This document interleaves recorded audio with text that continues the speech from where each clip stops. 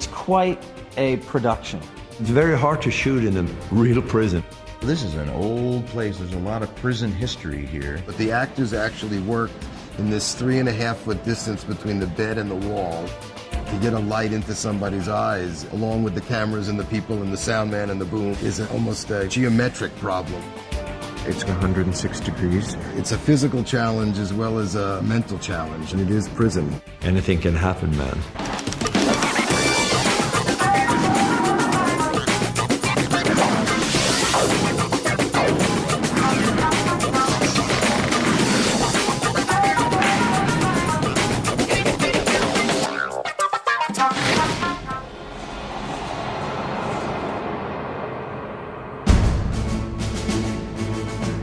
Prison Break is a story about two brothers, one of whom is in prison on death row. The only way to get him out of prison is to break him out.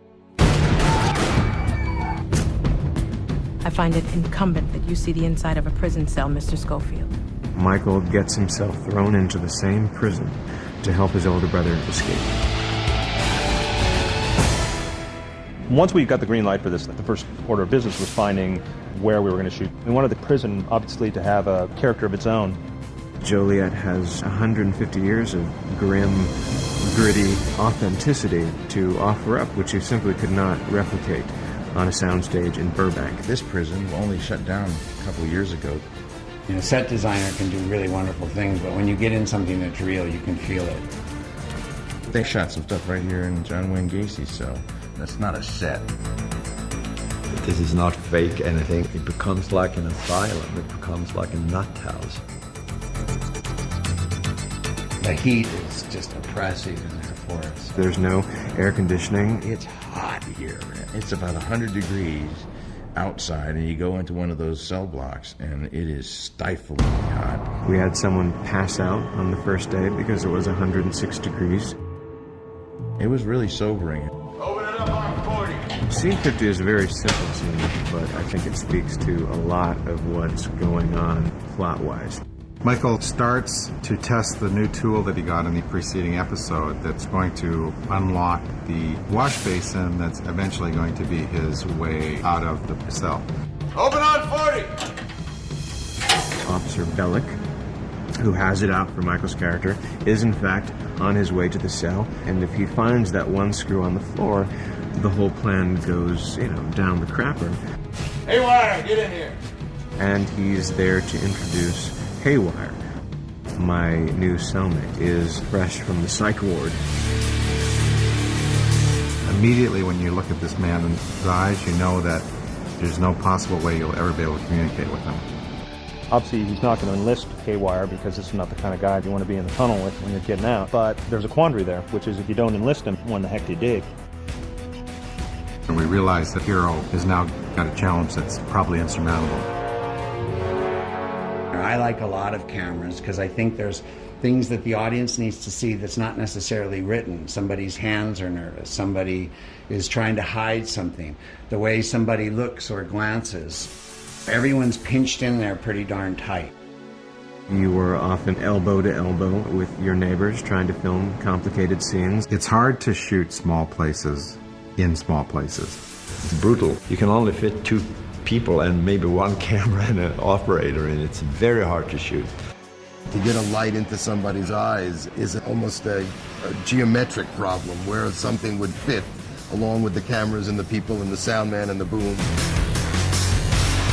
We've built a cell with removable walls. When we need to get a certain camera angle, we can take one wall or two walls out and be able to shoot around. If you have to shoot this way, they'll move a wall and you'll shoot this in one direction, and then they'll have to shoot in the other direction, so they have to put the wall back in that they were just shooting through. I've tried not to take the walls out where I can. We did take out the back wall so the camera had some space, but the actors actually worked in this 3.5-foot distance between the bed and the wall, and the bar is closed. You see me with a book, and yet I've got a makeshift Allen wrench. Open on 40! He hears that they're opening his cell. We do a light cue, which basically blasts, several lights around the prison, but one in particular that hits the wall in his cell, so that at the moment of almost being caught, there's a visual jarring moment as well. Schofield! I chose to take the liberty and make the light in his cell very moody. We've kept shots tight and confined by virtue of the size of these cells. Close it up on 40! We decided to condense the scene, collectively as a group. The scene used to be carried by Haywire's dialogue. We had scripted it that he comes in and they have a very long conversation. I don't want to see this, I don't want to hear that, and I don't sleep. At this point in the series, we'll have already encountered a number of players in the prison. Heard you were D.B. Cooper. It's better for me to owe you one in here than it is for you to owe me one. A lot of things are running through me in this prison. I'm pretty powerful inside here. They come at me, John. I'm coming after you. I doubt it. And there have been a number of conversations about, okay, we have an antagonism here between us. Here's what's wrong with you, and here's what's right with me. And so it felt a little bit the same to us. And what we thought would be far more unsettling would be not a character who's going to threaten him or anything like that, but rather the character that says nothing. Open on 40! Schofield! Found you a new cellie. As luck would have it, I found him in Psych Ward. You were the only guy with an empty tray, so... Psych Ward. You got a problem with that? Because if you do, please, feel free to drop it in my suggestion box here. Well, I'm proud of the way it looks, I don't feel like I've compromised what I would be doing in a feature film. Haywire, get in here! Each scene to me is like a story. Every scene sort of has a beginning, a middle, and an end.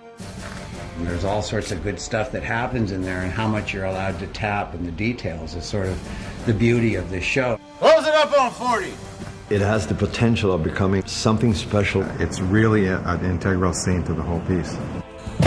Oh, Schofield, don't make eye contact with him.